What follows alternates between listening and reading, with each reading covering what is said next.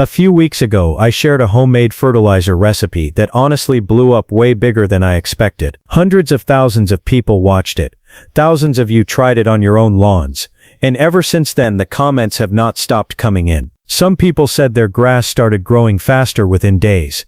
Others said their lawn turned noticeably greener by the second week. But mixed in with all those results were the same questions over and over again. What's the exact mix ratio? How often do you spray it? What sprayer setting should I use? And honestly, you were completely right to ask, because I rushed through some of the most important details the first time around. So today we're doing this properly. We tested the same recipe again for a full 30 days, documented the process from day one, tracked the lawn week by week, and this time we're answering every major question with no shortcuts and nothing skipped. One of the biggest comments I kept seeing was, "I didn't see where you stated a mix ratio or a frequency. Can you share that?" So let's clear that up immediately. The exact ratio is 1 can of beer, 1 cup of household ammonia, and 1 cup of baby shampoo mixed into a 32-ounce hose end sprayer jar. Another huge question was, how often do you put this mix on? And how often do I spray the lawn? The answer is every 2 to 3 weeks during the growing season, never every few days, and definitely not daily. More is not better with nitrogen-heavy mixes, and applying too often is one of the fastest ways to stress your lawn instead of helping it. And then there was probably the most repeated question of all.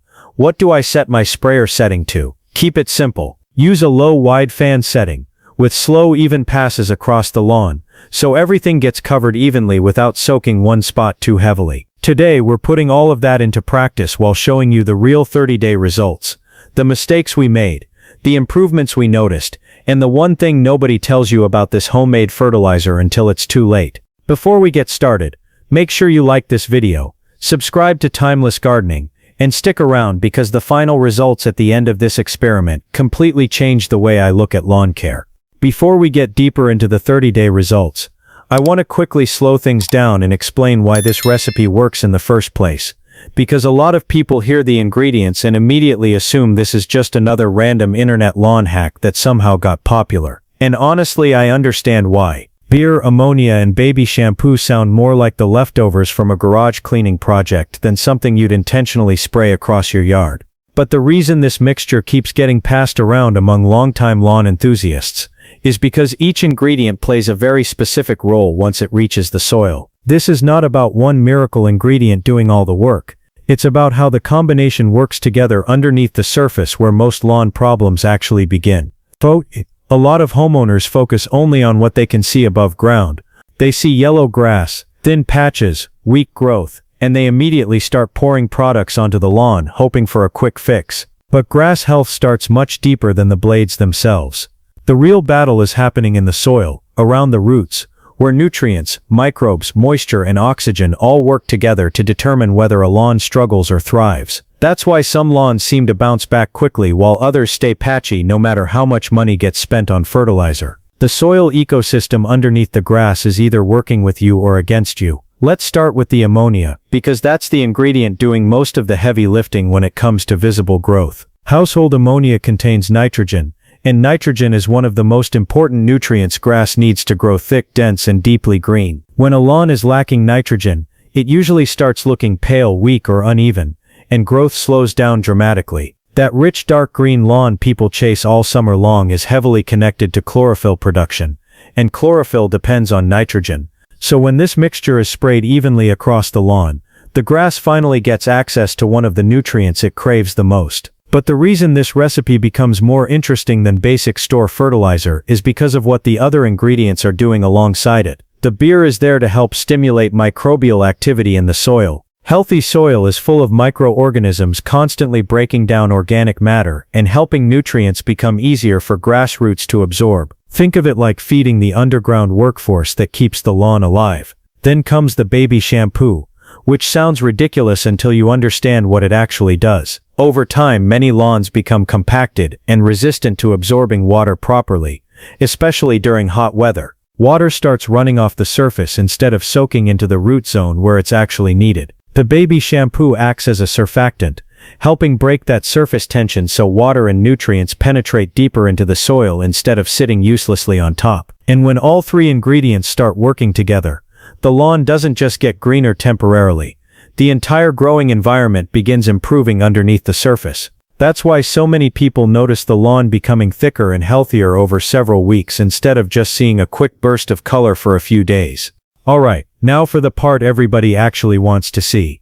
The real 30-day breakdown. No hype, no overnight miracle claims, and no pretending the lawn transformed in 48 hours like some of those fake internet ads. We documented this process from the very first application all the way through day 30, so you can see exactly how the lawn responded over time, what changed first, what took longer than expected, and where the biggest improvements actually happened. On day 1, the lawn looked decent from a distance, but once you got closer, the problems became obvious. There were thinner sections near the edges, color inconsistencies throughout the yard, and a few stubborn areas that never seemed to stay green for very long no matter how much water they received. The grass also felt weak underfoot, almost like it had stopped growing with any real strength. So we mixed the recipe exactly as discussed earlier. 1 can of beer, 1 cup of household ammonia, and 1 cup of baby shampoo inside a 32-ounce hose end sprayer jar. Then we connected it to the hose and applied it slowly across the lawn using a low-wide fan setting. One thing I paid close attention to this time was walking pace. In the first video I moved too quickly in some areas, and too slowly in others, which created uneven coverage. This time I focused on steady movement and slight overlap between passes so every section got treated evenly. And one thing worth mentioning right away is that the lawn did not suddenly explode with growth after the first application. In fact, during the first 3 to 5 days, almost nothing dramatic happened visually, and honestly that's exactly what should happen. Anyone promising instant transformation from a homemade fertilizer is probably exaggerating. Around the end of the first week though, subtle changes started appearing. The grass color deepened slightly, especially in areas that previously looked faded or tired. The lawn also started holding moisture a little better after watering, which suggested the surfactant effect from the shampoo was helping water penetrate more efficiently into the soil instead of evaporating quickly from the surface. By day 10, mowing frequency started changing.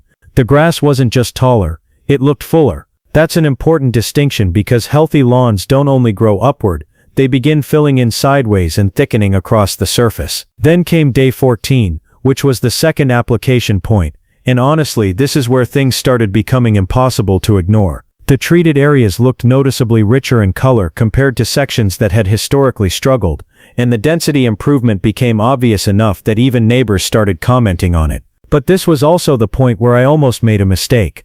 Schreidenens, one collects and colnitin to plek because the results looked promising, but that's exactly how people end up overfeeding their lawns and causing nitrogen stress. So we stuck to the schedule and waited. By day 21, the lawn hit what I'd call the tipping point. Growth speed increased noticeably between mowing sessions. Thin sections started blending into healthier areas, and the lawn developed that thick cushioned look most homeowners want. Then by day 30, the overall transformation was clear. Was it some magical golf course miracle overnight? No, but the lawn looked healthier, denser, darker, and far more consistent than it did at the start of the experiment. And the biggest surprise wasn't even the color. It was how much healthier the soil itself seemed to behave once the lawn started getting consistent nutrient absorption and improved moisture penetration over time. Now, even though the results after 30 days were impressive, I need to be very clear about something because this is where a lot of people ruin their progress. This recipe is simple, but simple does not mean careless. The biggest mistake people make is getting impatient after the first signs of improvement. Around day 10 or day 14, when the lawn starts looking greener and thicker, the temptation kicks in to spray more often. Use a stronger mixture or double the ammonia because people assume faster growth means better results. That is exactly how lawns get burned. Nitrogen is powerful, and while grass absolutely needs it to thrive, too much nitrogen at once can stress the lawn instead of helping it. You may start seeing yellow patches, dry tips, or areas that suddenly look worse than before. That's why sticking to the 2 to 3 week schedule matters so much. It gives the lawn time to process the nutrients gradually, instead of overwhelming it all at once. And another mistake people constantly make is applying the mixture during peak afternoon heat because they think the sun will somehow activate the fertilizer faster. In reality, intense heat combined with nitrogen-heavy mixtures can scorch the grass, especially during the middle of summer when lawns are already stressed. Late afternoon applications work far better because temperatures are cooler, evaporation slows down, and the lawn has time to absorb everything overnight before the next day's heat arrives. Another huge issue is using the wrong ingredients entirely. A surprising number of people replace the baby shampoo with dish soap or antibacterial soap without realizing that antibacterial products can kill the beneficial microbes you're trying to encourage in the soil. That completely defeats one of the biggest reasons this recipe works in the first place. Baby shampoo is gentle enough to help break surface tension without damaging the microbial activity underground. And then there's the mistake of skipping the patch test. Every lawn is different.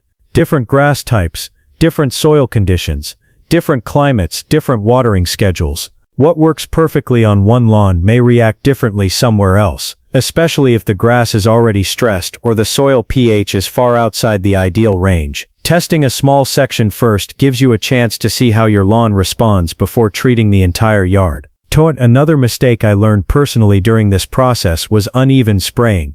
If you linger too long in one spot or move too quickly across another area, the lawn responds unevenly, and you'll start noticing darker patches beside weaker ones. That's why slow, steady passes matter so much during application. And finally, one mistake almost nobody talks about is failing to water properly after application. Spraying the mixture and then leaving the lawn dry for days limits how deeply those nutrients reach the root zone. The best results came from applying the mixture in the late afternoon and then watering deeply the following morning. That combination helped move everything down into the soil where it could actually support long-term growth instead of just sitting near the surface. Now, because so many of you came back for this follow-up video, I wanted to give you something more than just the same recipe repeated again. I wanted to share a few upgraded additions that can help push lawn health even further, especially if your grass is dealing with deeper issues like magnesium deficiency, compacted soil, slow recovery, or stubborn yellowing that regular feeding alone doesn't fully solve.